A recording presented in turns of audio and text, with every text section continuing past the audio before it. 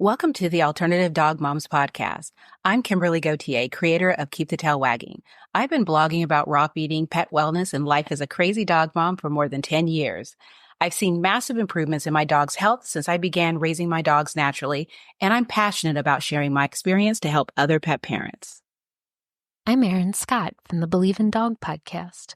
For more than 10 years, I've been researching and learning everything I can about healing cancer, allergies, autoimmune, and mystery illnesses in both my dogs and myself. And I can't wait to share with you everything I've learned in case it could help you too. As the Alternative Dog Moms, Kimberly and I are bringing you all the latest dog health news that we're following and the brilliant people we're meeting along the way. Now let's get started. Hello, Kimberly. Hello, Erin. I'm so excited about our guest today because you know that I am such a proponent and a fangirl of ozone therapy, and I've been dying for us to do an episode about this. So we're joined today by Jonathan Lau of o3vets.com. Welcome, Jonathan. Pleasure to be here. Thank you for having me. So I am so curious. I think it's been about 10 years that I've been aware of ozone as a treatment and have used it in different ways with my dogs. So how did you learn about this and decide that you were going to, create your business around ozone? I was working on the human side of ozone therapy, actually with ultraviolet blood irradiation. It was kind of a close cousin as far as the people who were involved in it. And then I ran across this crazy veterinarian by the name of Margot Roman. And many in the integrative, holistic veterinary community know who she is. She's amazing, great lady, and an advocate of pet health like none other. And she was crazy about ozone therapy. I mean, I call her the ozone evangelist because she sells, for me, I don't pay her anything, but she sells more than I can sell by myself, and I have the business, because she's just so dedicated to promoting it. So she really, that first time I met her, was like, saw what I was doing with the ultraviolet stuff, and I was interested in the ozone, but it wasn't really my focus. And animals weren't the focus at that point either. And she's like, we really need people developing this. We really need help with this. This would be a great area to jump into and to just help develop for veterinarians. And so I did, little by little, just started really where I was at with nothing almost, and with her support and a few others, just started trying to develop some of the equipment, imported some stuff from, actually, we started off from the Ukraine. There was a doctor over there who had developed some really amazing equipment for ozone therapy. And I started importing that and selling it here in the United States. And then it just kind of snowballed from there. And little by little, we developed a business, training, et cetera. Now have a lot of things going on from online summits to in-person trainings and different types of equipment that we've been able to develop, patents and stuff. So it's really cool. So for those of us who are newbies, well, let's know. So what is ozone therapy? And finally, I know what the O3 stands for, because I did learn that there's an additional molecule. And that's why we have O3 rather than just O2. So introduce me to ozone therapy, please. That's a great place to start, Kimberly. So O3 is simply 3 oxygen atoms sharing electrons. And so everybody's familiar with O2. Many people are familiar with O3, but they think about it like, well, it's up there in the layer somewhere, wherever the layer is, ozone layer, and it maybe is bad. I don't know, and so there's this kind of just confusion about ozone and how it could be used medically. Because I think most people think it's just dangerous. It's not something we want around us. And so when we start talking about ozone therapy, first we just have to say, well, it's really just oxygen. It's a reactive form of oxygen. And we create a pure ozone that we use appropriately in the veterinary practice to be able to treat animals safely and effectively. And we do that really by generating ozone gas and using that gas, administering that gas in a variety of ways. So an example, if you were to take your dog to the local veterinarian where they do ozone therapy, and there's only about 500-ish of them in the United States. So not a lot of veterinarians do ozone therapy yet. But if you were to do that, they would either use ozone gas directly. Sometimes, let's say it's a torn or ruptured ACL. They actually inject ozone gas directly into the joint. And we can talk about the effect of that in a minute. But if it's something more like a topical dermatitis issue going on, we'll ozonate a fluid and we'll rinse and lavage that area or possibly the whole body with ozonated fluid. The ozone absorbs through the skin layer there. And we use that more for treating topical concerns. If we have a cancer, we're going to do a systemic treatment. And that means we'll either do something like rectal insufflation. It's like an enema, basically, where we infuse ozone into the rectum and it's absorbed into the rectal colon lining. It's absorbed into the bloodstream, and then it is transferred around the body, and you have a systemic effect of that. So ozone is an anti-inflammatory treatment, uses a reactive molecule called O3 or ozone to treat a variety of conditions, both acute and chronic. It's a pretty amazing tool. And this isn't like a newfangled thing. This has actually been around for a long time. And I saw online, it says anyway, the Google, that Tesla held the first patent on an ozone generator. Do I have that right? Yeah, I think here in the United States he did. I think that's correct. And so that's going back to like the 1800s that this has been used medically. Yeah, it's been used for over a century in the medical field, and it initially was used for burns and wounds and that type of thing. Still is used there and is fantastic for that. If you think about like hydrogen peroxide, that's something everybody uses. We can ozonate fluid and use it in a similar fashion. But ozone has the ability not only to disinfect, but then to stimulate different cells, transforming growth factor, it's called, to heal. And so we can improve and increase the healing, the speed of healing, and reduce the infections and those types of things. But you're right, it's been around a long time, and there's a lot of research that's been done on it. So it's not one of those things that's way out there that has no scientific backing. We actually have lots of evidence for ozone therapy. And I was also thinking, like, I had a friend one time who had to go to like hyperbaric oxygen for wound healing. And so to me, like, it makes sense, like, oh, this is just an extra oxygen. So like, of course it's going to help. Like, we know that oxygen is good for things like wound healing. So this is like one more. I think that's a great analogy, Erin. I had a veterinarian a number of years back who said, yeah, I view this as internal hyperbaric treatment because we would infuse it internally. And it has the effect of increasing oxygen utilization. So we have oxygen available to us. Let's say somebody gets a hyperbaric treatment. It's forcing oxygen into the tissue. Ozone then can help to take that oxygen that's in the tissue or in our bodies and convert it into usable energy and utilize it efficiently.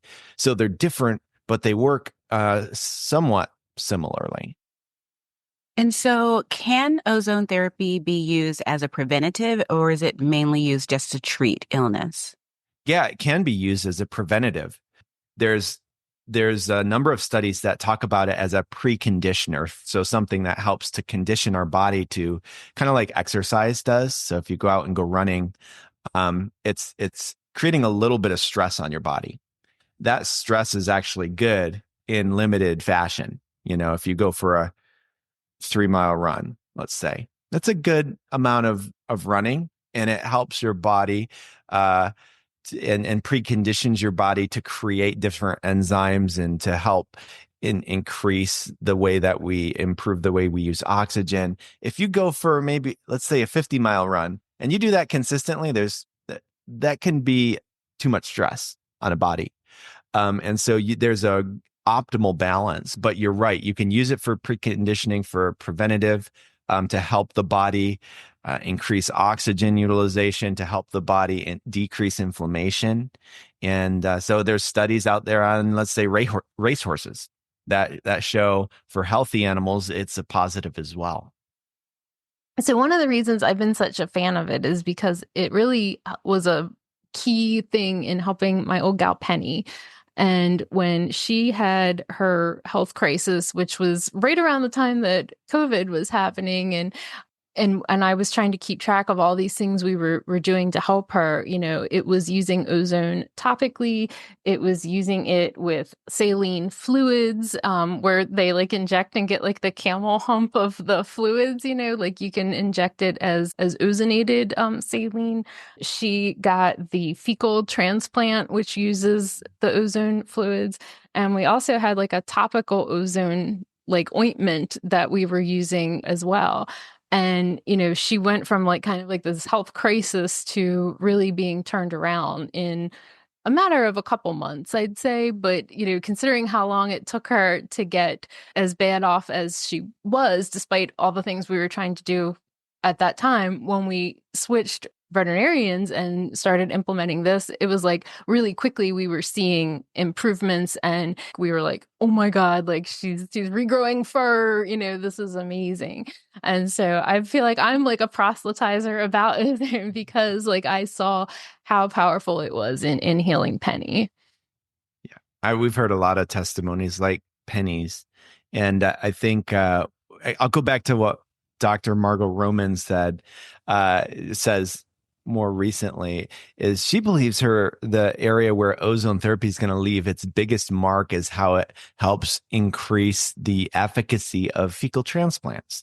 And I don't know if she's right about that or not, but I did want to throw that out there because I think with fecal transplants and with ozone therapy, those working together, you can really have some massive differences, some massive healing effects. And Penny is an example of that, where you're helping the body in a natural way with two very powerful tools. Ozone comes in and it helps reset the terrain, kind of fertilize the area, so that when you put that fecal transplant in, you've reduced these bacteria that are going to possibly choke it out. And you allow that fecal material to then proliferate in a healthy and plant a healthy biome in that animal, which can really be helpful in so many different conditions. I think, dermatology and all the skin conditions, these autoimmune things that our animals are struggling with. Really, every veterinary clinic should have both of those tools to be able to address some of these things in a much more natural way, instead of, wrecking the biome with our antibiotics. So what kind of response do you get from veterinarians? I would imagine if you go to the AHVMA conference, they're hey, how are you? But do you go to more mainstream veterinary conferences too? What kind of response are you getting? Yeah. So you're right. If we go to the holistic veterinary conference, they're all my friends now, right? and and those people are so excited about anything new. They're okay, 10 years ago, it was yeah, everybody was piling into the booth, and they're oh, what is this? This is cool. This is new. I need to get that, and now many of them have it. But when you I just got back from the Michigan Veterinary Conference, and that's where we are. We're in Michigan here. So I go to that one pretty much every year. And it's a very different feel. It's really, we never hardly get a sale. first of all. So it's not something that's helpful from a business standpoint at this point, because they're just taught how to do medicine, and that has nothing, they've never heard of ozone therapy. And really, most of them aren't interested in new things that they've never heard of. It's such a different mentality than the holistic integrative veterinarians. Those people are like looking for new, and the conventional veterinarians I've found aren't. Most of them are not. They're not interested. You can Unless talk it's a to new them. drug, right? Yeah, exactly. You can show them studies. We have piles of studies there. It just doesn't seem to make a difference, which is sad. Yeah. So when it comes to ozone therapy, the thing that always gets me is whenever we're introduced to something new, everyone races to Google. And I was wondering, have you experienced where people will jump onto this and start creating products that make promises of the ozone treatments, but really just probably should be avoided? I've never had that question before, Kimberly.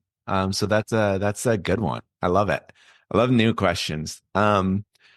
So yes, I think that the answer to that would be yes. I'm trying to think though, because I've had a great example of that, and I'm forgetting exactly what it was that somebody had created. I'll start with what that they created back in, we talked about the 1800s. I have in my training course a little graphic that's showing a early 1900s advertisement for ozone water. Okay. And it's funny. So they'd bottle it, they'd ozonate the water and then bottle it. And we now know that ozone lasts about 40 minutes in a fluid like that. So it was nothing water, Yeah. you know. And I've heard tell of similar type things today, where people are attempting to do something like that. I'd say the most common thing is people making their own ozonated oils for topical use, because we can ozonate oil. The problem is when it's done improperly, it can actually create a lot of formaldehyde in the oil, and it can we can build up different gases in that oil that aren't healthy. Hmm. So it's pretty common for people to do that. But overall, there's more and more standardization, which helps. Yeah. So basically, don't go on Amazon and buy ozonated things. Yeah. There are some reputable companies that sell ozonated products that know what they're doing, but very few. I would say Europe is a bit ahead of us. Hmm. So we actually don't even make our own ozone oils. We import them because we've found that there's companies that are well ahead of the game that do a really good job making high quality products, and so we just work with those companies to get the stuff that we want made. And what are the oils for? What are the uses? Yeah, so ozone oils are first of all, they're not, it's kind of like some of the different homeopathics or whatever. They're not an FDA approved drug. So you can't go on and, find, let's say, this sort of an ozonated oil for such and such a condition. Yeah, because the FDA doesn't love that. But ozonated oils are used for so many different things. I would say though we do reserve them for topical uses. Yeah. So there's oils in it. We have as a base in different products, ozone oil, like shampoo, that's used topically for dermatological issues. Just ozone oil itself, like an olive oil that's been ozonated. A lot of times people are using those on wounds or abrasions or rashes, ear infections, different sorts of topical infections and lesions, a lot of different things that they're used on. And I mean, I know it treats topically, but is any of it being absorbed through the layers of the skin? Yeah, yeah, it is. The kind of the way to look at treating though is if it is deeper, if it's not something that we're looking to take care of that's on the surface of the skin and we're really wanting to get deeper, it's much better to use a systemic internal treatment because the skin and how it absorbs ozone and how that ozone interacts with the rest of the body then is different than once it's actually into the blood or into the tissue internally. That makes sense. And so just to go back a little bit, what type of conditions are people commonly using ozone for? Erin mentioned skin.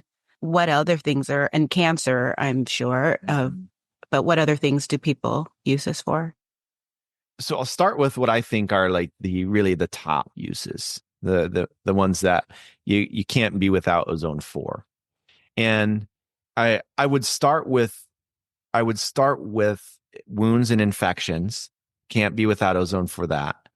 Um, I would continue on and say they've shown that ozone is an anti-inflammatory treatment, and a lot of inflammation, whether that's arthritis or IBD, or sometimes even different types of cancer can be associated with that. Inflammation is a primary cause of all disease.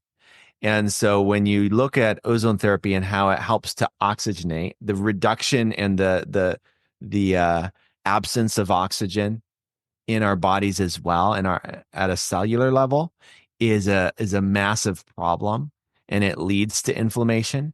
So those two things in conjunction and how ozone helps increase oxygen utilization and decrease inflammation through what we call redox signaling is a massive, important, critical foundation building block to health. And so there's you could name off 60 different diseases that are going to be affected in some way, benefited through ozone therapy pretty easily. And they've studied more than that. So there's studies, scientific medical studies on more diseases than that. But I think at the end of the day, it's really about a paradigm shift. It's not so much about disease treatment as it is we're looking to modify how the body responds to disease. So ozone itself doesn't cure it, just like other, let's say, laser therapy. Light's not curing the body. It's modifying how the body's responding to disease, and ozone and a few other treatments are biological modifiers. And so really, it's it's a different paradigm. That makes sense because I think as you were talking, I was thinking about just the whole idea of how we feed ourselves Mm-hmm. and the diets and stuff. And, the fact that, we feed our dogs fresh food. I've improved my own diet only because, it's not that I'm necessarily trying to make myself live longer, but I know that by doing these things, I'm going to be basically living a healthier diet. If I do get sick, I'm going to get over it a lot more quickly, things like that. So when it comes to ozone, I'm just fascinated now. When it comes to ozone, a lot of these things that we do for ourselves and for our dogs, like, for instance, turmeric or functional mushrooms, were these things that were done like regularly at some point in time, even prior to the 1800s, that we kind of forgot about and now we're getting back into it today? Are you talking about ozone in particular? Yeah. Yeah, so I would say ozone as a treatment wasn't really utilized into the early 1900s. Okay. And then it lost favor when antibiotics and steroids came onto the scene in the 40s and 50s. Ozone therapy, along with a few other modalities, really went away because we didn't need them anymore. And now, with antibiotic resistance, especially becoming front and center on the scene, in particular in Europe more than it is here in the United States, but it will be here. And there will be heavier regulations against the use of antibiotics. Now it's more like suggestions, but eventually it will be like a commandments. This is what we need to do. It'll be regulatory in nature. And so I think to answer your question, it was used in the early to mid 90s more, and then it fell out of favor. Mm-hmm. Yeah. Yeah, I actually drive like an hour each way to go to a specific dentist who uses ozone in their practice because that was like the closest I could find like for my own, health. And I also have a face cream I bought recently because when you're a woman of a certain age, you need this face cream that is ozonated. And they say it stimulates collagen production. I guess we'll see. Yeah. No, you're right. There's doctors and dentists who use ozone therapy. And so we're talking about animal health, but for human health as well, it's a critical tool to have. And I think in the dental community, it's so easy because all you need to do is ozonate fluid and use that. And all dentists use fluids, obviously. And so you can have whole system ozonation units that are ozonating all the water that runs to each patient where they're rinsing the mouth out with that. And it's a really, really a heavily used tool in a lot of dental clinics now. And I always think that the smell kind of reminds me of being like around a pool or something. Is that how like that it's legit? Yeah. People will say, yeah, how do I know if my ozone generator is working?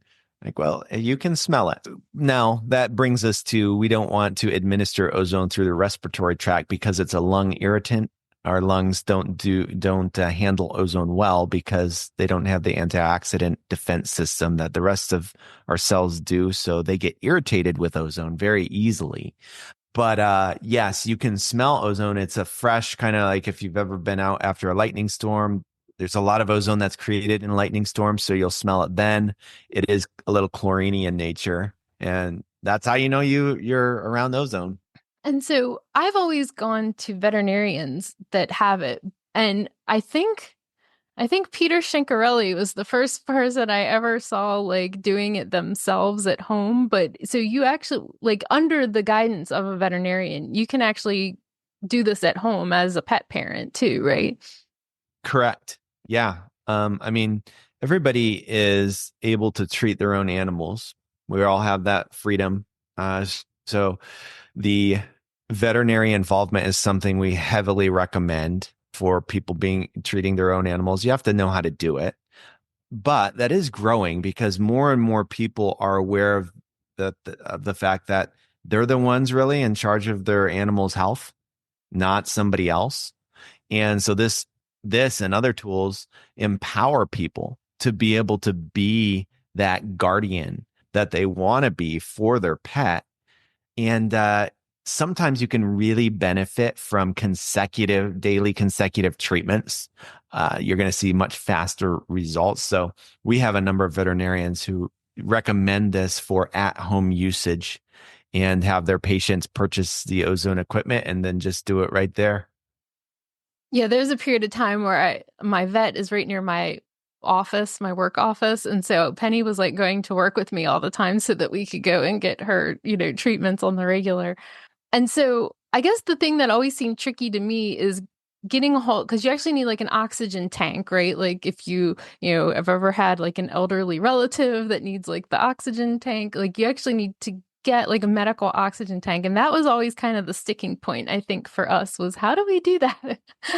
Yeah. No, that's a good point. It's something we've actually kind of switched gears on the last couple of years because medical oxygen tanks actually are harder to get a hold of for animal use than they used to be, which is kind of strange.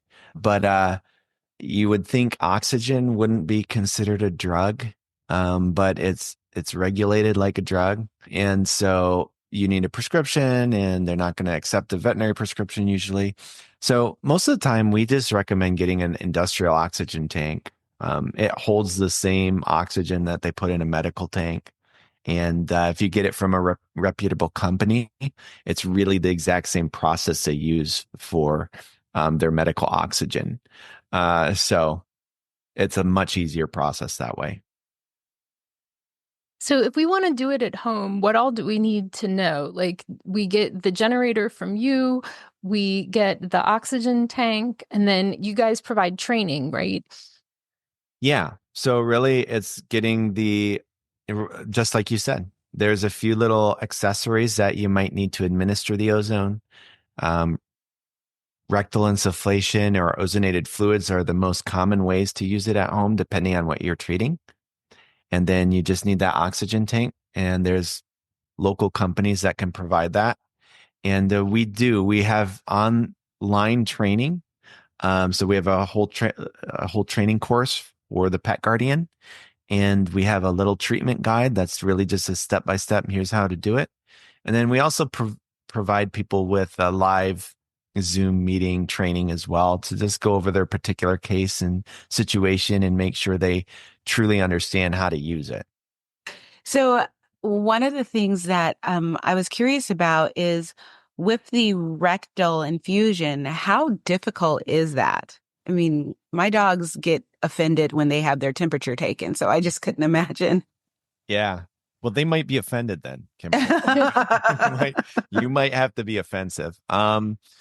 But it's pretty much the same concept, I guess. If you've ever taken a rectal temperature on your animal, that's kind of what you're looking at when you do rectal insufflation.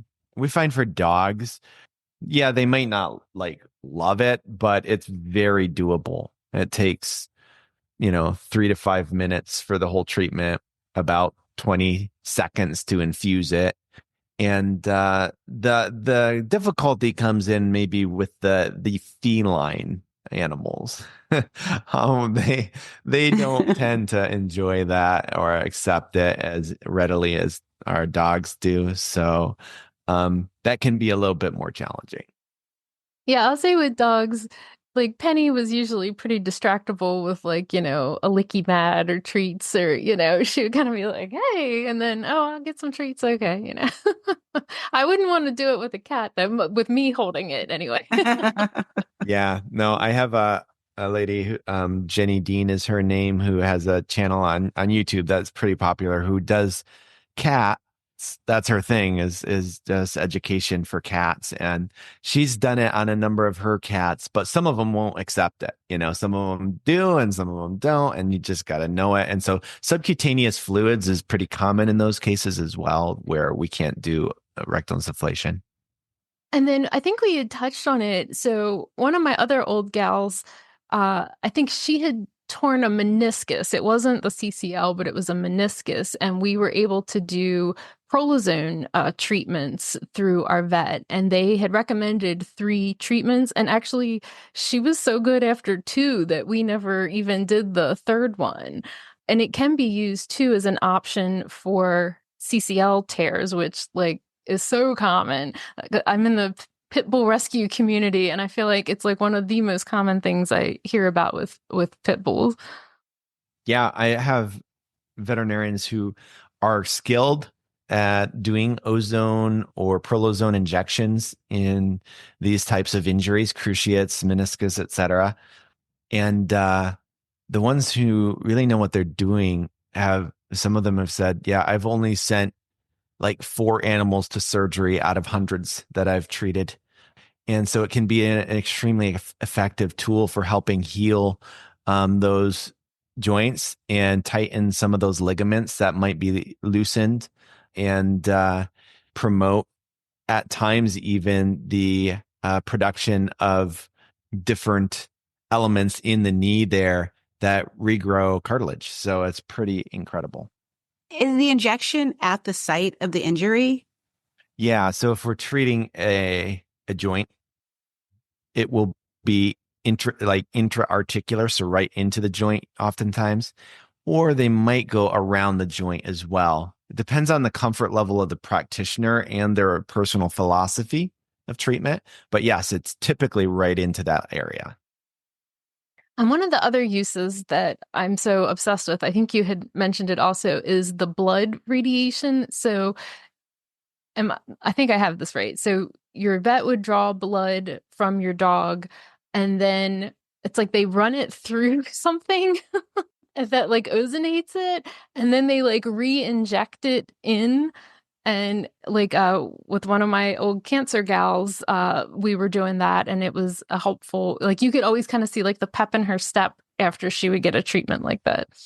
Yeah. So that's a great treatment. So I think the one that you're talking about, we call it O3 UV because it's a dual treatment. We use ozone therapy and ultraviolet blood irradiation at the same time to treat the animal. And some of the veterinarians will refer to it with different names, but I remember one story in particular about that treatment where they had a veterinarian in Texas had a dog that had cardiac cancer that had metastasized to the lungs and the liver, and it had been proven. I mean, this was just a dog they said was dead. Texas A&M did the ultrasound there, and they did 5 treatments. I think a couple. I think they did it consecutively, and then a few treatments the next week, and went and had it ultrasounded again, and the cancer was gone. This was with that O3 UV treatment that you're talking about, where you draw the blood, you infuse some ozone into the blood, you run it past the ultraviolet light, which absorbs in UV A, B, and C light into those blood cells, and then you reintroduce it back intravenously. And it's a very powerful multimodal approach to treating infections and cancers and different things. Yeah. And ozone is antibacterial and antiviral.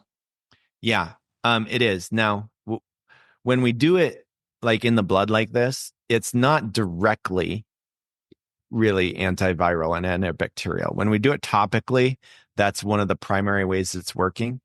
But when we put it into the blood, we're using a small amount, and when we get that antibacterial, antiviral effect from ozone in the blood, it's not because we're directly killing pathogens in the blood. It's because we're inciting the immune system to do so.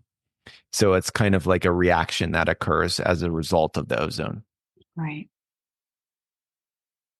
And you guys just did this online summit, and I have the recordings. I wanted to make sure I had access to it. So you're doing a lot of like pet parent education and stuff also, right? Yeah. So we try to do what we can.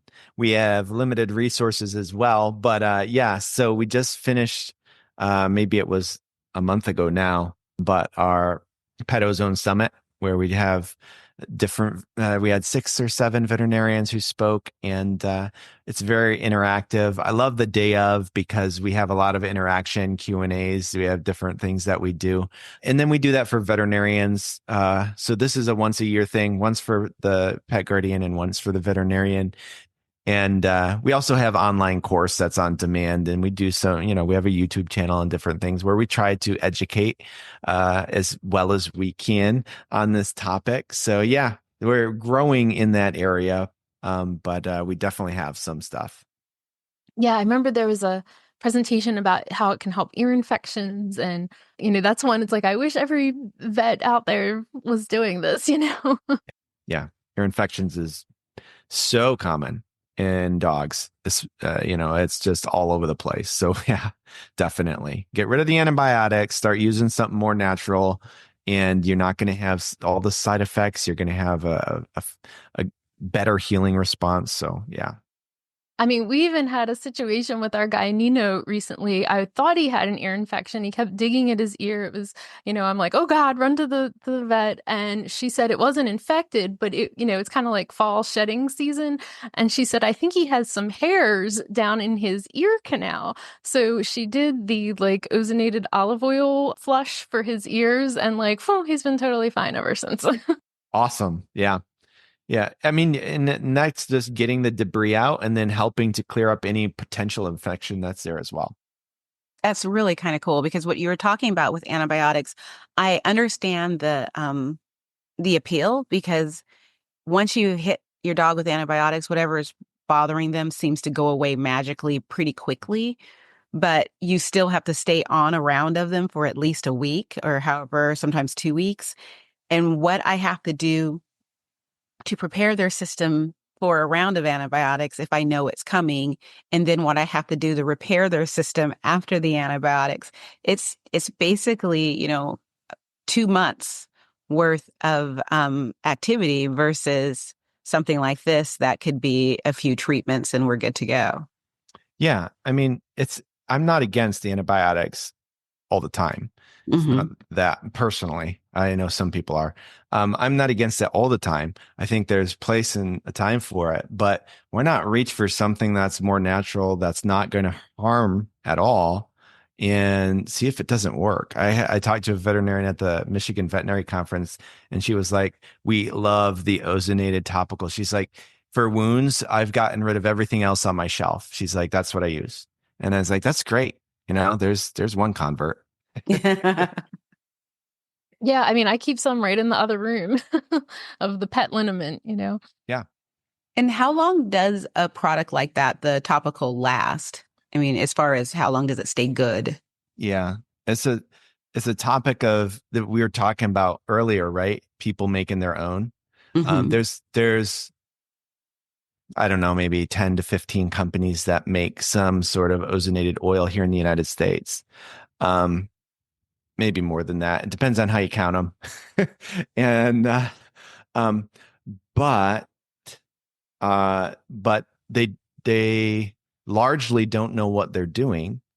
And so you have products that I believe are not truly going to be ozonated nearly as long as the type of products that we're selling. And so I think in general, if it's done right, you can have ozonated oils, ozonated products that last 2+ years. So pretty much as long or longer than any antibiotic you'll keep on the shelf. Okay. If it's done right. But I think if it's done poorly, within 6 months, you can lose the vast majority of the ozone in that oil. So if people want to learn more and find out more about your products, where can they find you? So we have two different companies. O3vets.com is the pet oriented one. And then we have Ozone Apothecary, which is the ozone oils, topicals. And that's a little bit newer. And so those are the two best places to kind of find us. But on the pet side, o3vets.com, we have a lot of resources. You can reach out to us, info@o3vets.com, if you have any questions, and I'd be happy to help. Well, I'll make sure that we have links to that for everyone. And I'm so excited that we got to talk to you today. Well, thank you. It was my pleasure. It was nice to talk with both of you, to meet both of you. And I look forward to hopefully some of your audience, being able to find an ozone veterinarian at the least. Yes, and you have a link for that right on your website too. And I was even surprised. My vet, who's kind of under the radar, she was even listed on there. So I know it must be pretty accurate. Yeah. Thank you so much. Thank you.